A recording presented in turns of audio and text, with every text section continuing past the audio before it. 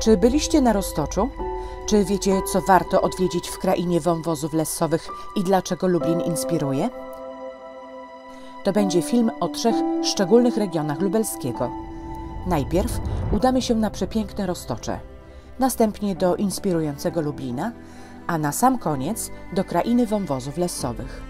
Są to 3 spośród 12 miejsc w całej Polsce, które otrzymały tytuł polskiej marki turystycznej. Co to oznacza? O tym opowiemy Wam trochę później.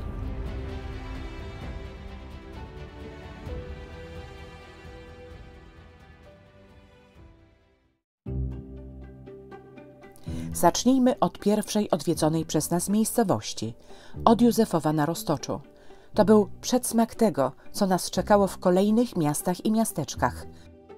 Wielokulturowość. Mieliśmy też poczucie, że natura splata się tu z historią, tworząc niepowtarzalną atmosferę i idealne miejsce do wypoczynku. Odwiedzając Józefów, koniecznie zatrzymajcie się przy fontannie Zwierzyniec, którą zdobi łącznie 8 figur zwierząt, które występują w Roztoczańskim Parku Narodowym. Stąd już tylko 17 km do Zwierzyńca. Położony nad rzeką Wieprz, nazywany jest bramą Roztoczańskiego Parku Narodowego. Do dziś można tu podziwiać historyczne budynki powstałe na zlecenie rodu Zamojskich, który szczególnie upodobał sobie te tereny. Warto odwiedzić Zwierzyńczyk, teren z wieloma alejkami, który swoją formą odtwarza zabytkowy układ dawnego parku pałacowego. O tym, co jeszcze warto tu zobaczyć, dowiecie się z naszego pierwszego filmu o lubelskim. Link do tego filmu znajdziecie pod tym filmem.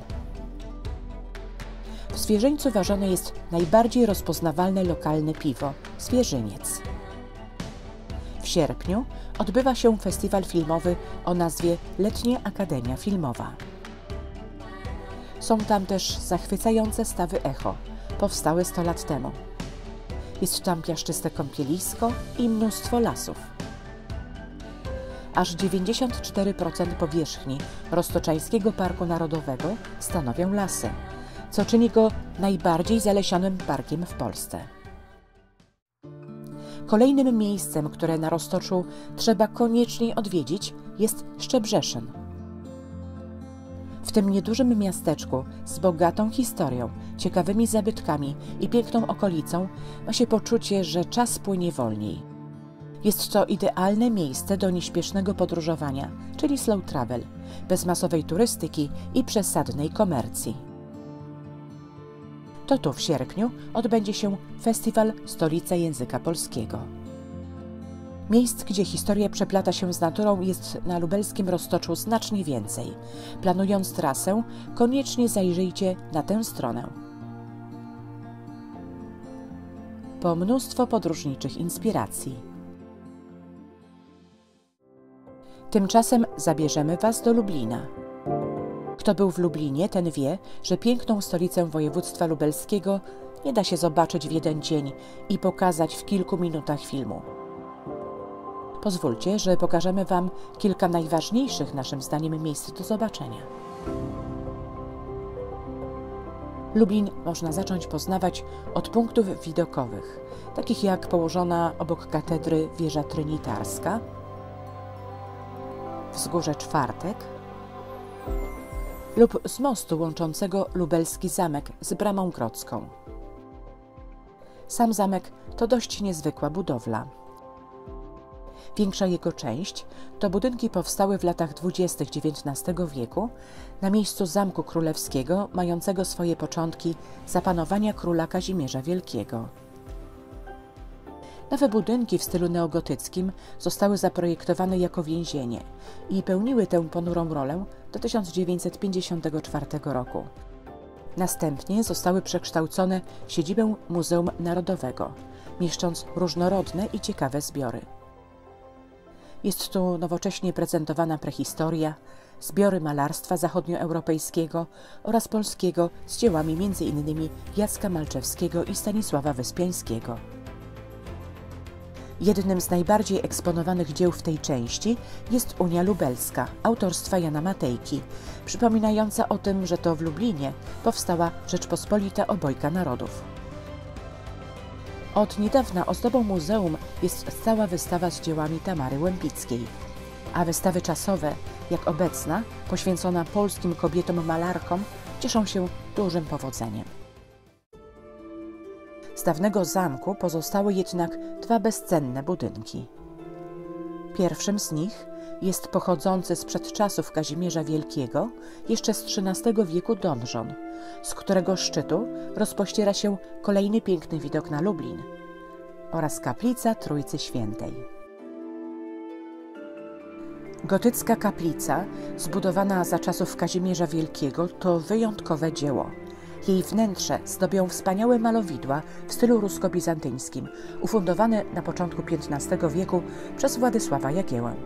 Warto zatrzymać się na chwilę w kaplicy, by podziwiać pokrywające ściany i sklepienia malowidła ze scenami z życia Jezusa i Maryi, pocztami świętych i proroków. Pośród malowideł jest konny portret fundatora, króla Władysława. Położone na sąsiednim wzgórzu Stare Miasto ma również wiele do zaoferowania. Są tu zarówno archikatedra pod wezwaniem świętego Jana Chrzciciela i świętego Jana Ewangelisty z pięknym, bogatym, barokowym wnętrzem, jak i kościół i klasztor dominikanów, w którego refektarzu podpisano Unię Lubelską.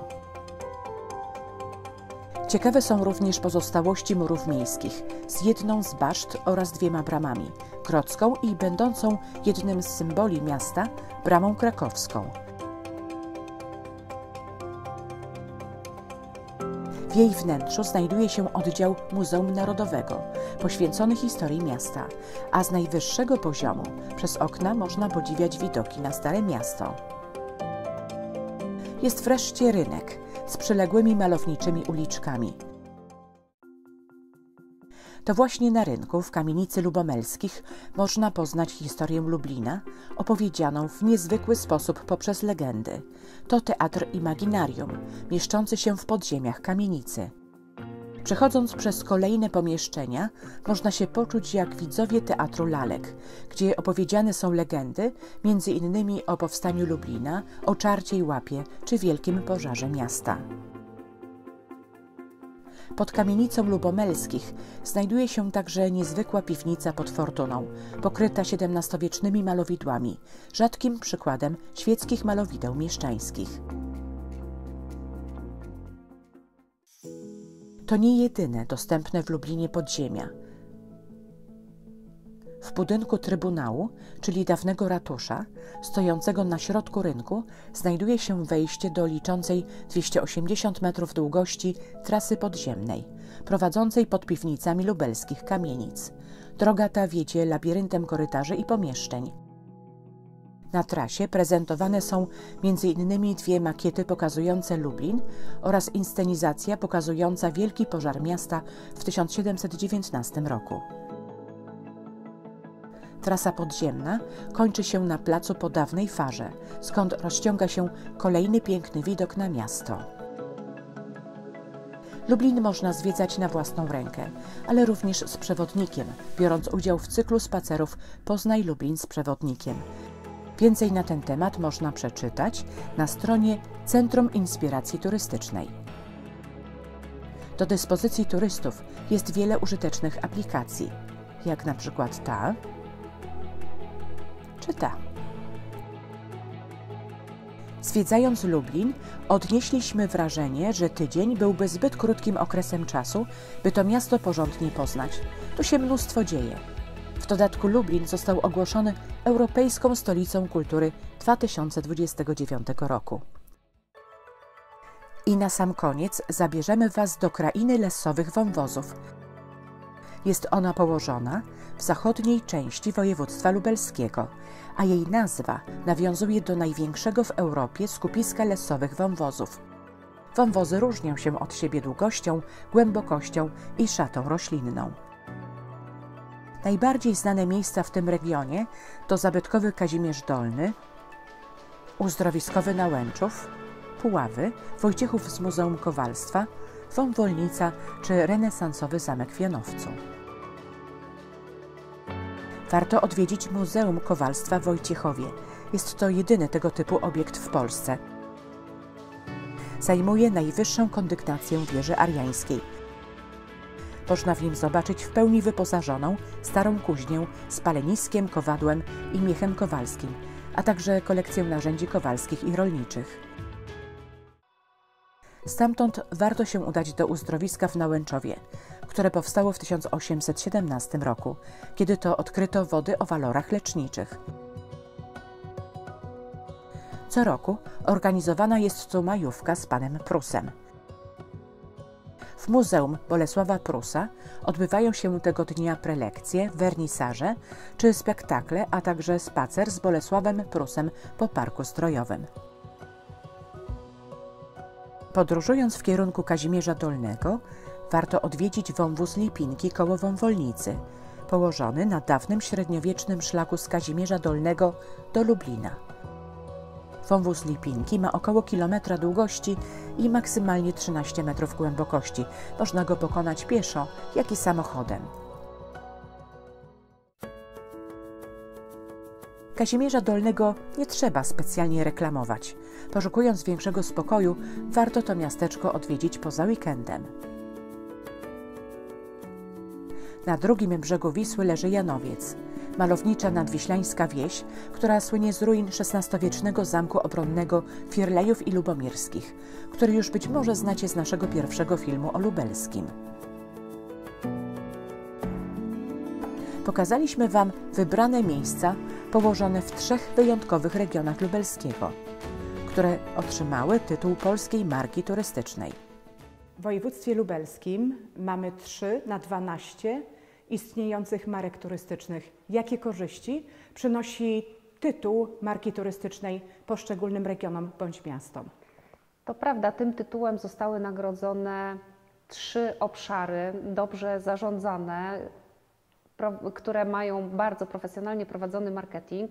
Jest to Lublin, miasto inspiracji, jest to Kraina Lesowych Wąwozów i najmłodsza marka turystyczna Roztocze. Korzyści oczywiście jest bardzo wiele. Przede wszystkim dołączyliśmy do grona tych kluczowych dla Polski obszarów, które są promowane przez Ministerstwo Sportu i Turystyki, ale też przez Polską Organizację Turystyczną jako miejsca najlepiej przygotowane do tego, żeby w nich wypoczywać, żeby tutaj spędzać swój czas wolny, posiadające rzeczywiście wiele atrakcji, wiele możliwości i bardzo dobrą infrastrukturę do tego, żeby przyjechać po prostu na urlop, spędzić swój wolny czas z rodziną, z przyjaciółmi, ze znajomymi.